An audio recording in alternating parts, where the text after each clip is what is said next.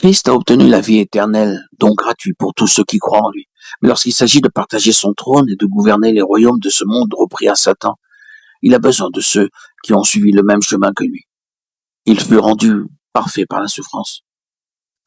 Dans ce combat contre Satan, lequel combat ira s'intensifiant jusqu'à la fin de l'âge, ce qui est proposé aux croyants, c'est le trône du millénium, c'est de partager le règne avec Christ.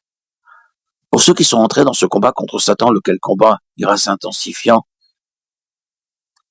ce combat contre Satan et le monde, il importe de maintenir les victoires acquises afin de ne pas perdre la couronne, car il est évident que les attaques du diable vont se multiplier sur ceux qui doivent juger les légions mauvaises lorsqu'ils régneront avec Jésus. Le prix du trône, partager le trône de Christ, régner avec lui, ce sont là des récompenses individuelles destinées au seul vainqueur. Apocalypse 3, 21.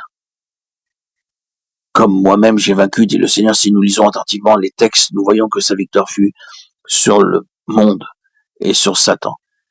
Il ne peut être question pour le Seigneur de victoire sur le péché. Pour partager le trône de Christ, il n'est pas non plus question de victoire sur le péché. Celle-ci est considérée comme l'apanage des enfants de Dieu, la vie normale, non pas comme le but à atteindre. La victoire de Christ est sur Satan et le monde. Il a vaincu le diable au désert. À la veille du crucifixion, il dit à ses disciples, vous aurez des afflictions dans le monde. Mais prenez courage, j'ai vaincu le monde.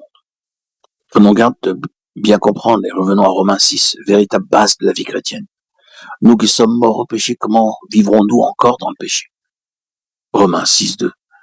Le croyant n'est pas exhorté à faire mourir le péché, mais à se reconnaître sur le terrain de la mort de Christ comme mort au péché. Sur ce terrain de mort, il est exhorté à ne pas laisser le péché régner sur lui. Il doit maintenir une attitude de mort. Colossiens 2, 5, Galates 5, 21, Éphésiens 4, 22. Il n'est pas dit de vaincre le péché. Voici les mots que l'apôtre emploie. Mortifiez donc vos membres. Ceux qui sont du Christ ont crucifié la chair, ayant dépouillé le vieil homme. Reconnaissez-vous comme mort au péché, que le péché ne règne pas. La position concernant le péché, c'est celle de la séparation par la mort. Il est donc évident que lorsque le Seigneur dit « Celui qui vaincra s'assiera avec moi sur mon trône », il ne s'agit pas de victoire sur le péché. Lisez donc les messages du Seigneur aux églises. Il n'en est pas question. Dans l'épître de Jean, nous avons deux appels à vaincre qui jettent une vive lumière sur Apocalypse 3, 21. L'un exhorte à remporter la victoire sur le monde, l'autre la victoire sur Satan. Il n'est rien dit d'une victoire sur le péché, ce qui est évidemment déjà acquis. 1 Jean 3, 9. Celui qui est né de Dieu ne pratique pas le péché, ayant en lui la semence de Dieu. C'est moralement impossible.